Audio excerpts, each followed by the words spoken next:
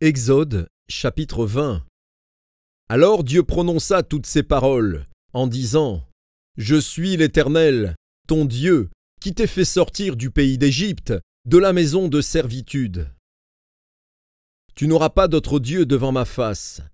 Tu ne te feras point d'image taillée, ni de représentation quelconque des choses qui sont en haut dans les cieux, qui sont en bas sur la terre, et qui sont dans les eaux plus bas que la terre.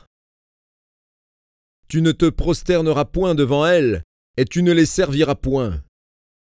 Car moi, l'Éternel, ton Dieu, je suis un Dieu jaloux, qui punit l'iniquité des pères sur les enfants jusqu'à la 3e et la 4e génération de ceux qui me haïssent, et qui fait miséricorde jusqu'à 1000 générations à ceux qui m'aiment et qui gardent mes commandements. Tu ne prendras point le nom de l'Éternel, ton Dieu, en vain. Car l'Éternel ne laissera point impuni celui qui prendra son nom en vain. Souviens-toi du jour du repos, pour le sanctifier. Tu travailleras 6 jours, et tu feras tout ton ouvrage. Mais le 7e jour est le jour du repos de l'Éternel, ton Dieu. Tu ne feras aucun ouvrage, ni toi, ni ton fils, ni ta fille, ni ton serviteur, ni ta servante, ni ton bétail, ni l'étranger qui est dans tes portes. Car en 6 jours l'Éternel a fait les cieux, la terre et la mer, et tout ce qui y est contenu, et il s'est reposé le 7e jour. C'est pourquoi l'Éternel a béni le jour du repos et l'a sanctifié. Honore ton père et ta mère, afin que tes jours se prolongent dans le pays que l'Éternel, ton Dieu, te donne. Tu n'assassineras point. Tu ne commettras point d'adultère. Tu ne déroberas point. Tu ne porteras point de faux témoignages contre ton prochain. Tu ne convoiteras point la maison de ton prochain.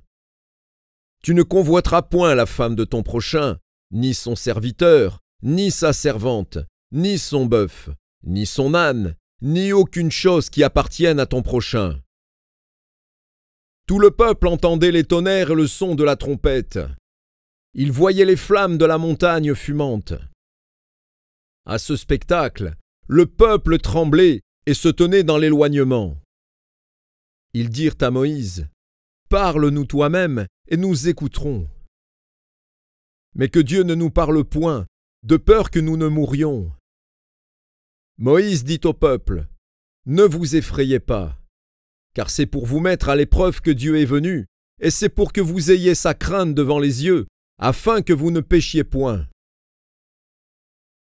Le peuple restait dans l'éloignement.